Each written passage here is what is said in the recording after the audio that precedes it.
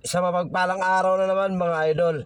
Tara samahan nyo kami sa aming pamamasyal dahil day off natin. So once again, wala tayong ibang gagawin kundi ipasyal natin yung ating pamilya at bibigyan sila ng quality time. At yan, minsan lang naman to. At saka yung anak kong isa, dumaan muna dito sa isang store ng cellphone accessories dahil pumili siya ng isang charger na wireless, ano.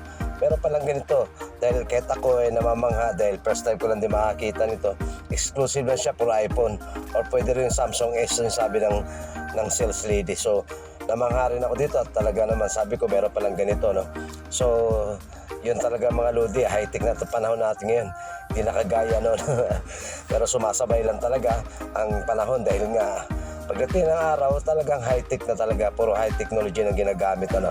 At ito nga pinapaliwanag ng sales lady kung paano proseso. And then dito pumunta na kami at pumili yung partner ko ng sapatos, and then pumunta naman kami dito sa isang saloon dahil magpapagupit yung partner ko. So sa isang kilalang salon, so nagugutom na kami mga lodi. Nandito na kami sa aming bulaluhan dito sa may Baliwag. Actually Baliwag, Bulacan siya, no. So napakasarap ng kanilang inihain dito mga idol. Alam nyo ba yon, yung kanilang pagkain nila? Sobra, parang pang catering. Kaya nga sabi ko, meron palang ganito, no? At saka affordable lang siya, no? At itong kinain na namin, tinuro lang dito sa kasama ko na subukan daw namin kumain dito. So at least yung kasama ko sa work kasi madalas silang kumain dito. So tinry din namin at yun nga, hindi nga kami nagkamali sa aming pinuntahan. Talagang sobrang sarap ng pagkain nila. Iba't iba.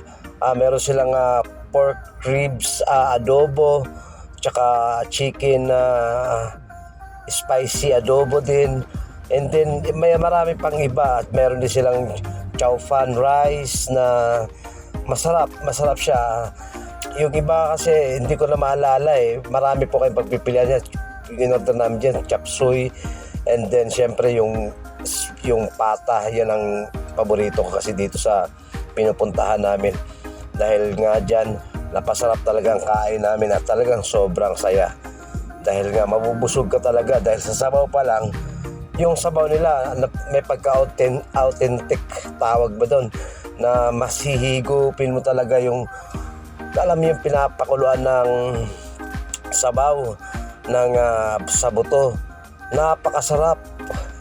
Napakasarap idol dahil nga yun yung time na dito nyo lang talaga malalasahan yung luto na matagal na pinakuluan nito, and then yung sabaw lang magdadala sa'yo, talagang susolve ka talaga.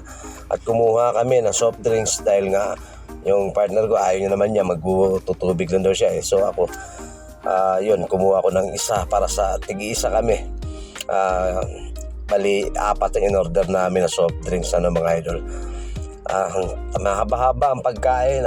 Yung oras na kinonsumo namin at yun, natapos na nga. Hindi na namin naubos lahat ng food namin. Dinala na namin, take out. At yan, kaway-kaway na, busog-busog. Ayan, pauwi na kami niyan mga lods. Ayan, no? Yung isa ko ng anak, busy yun. Salamat sa panonood mga idol.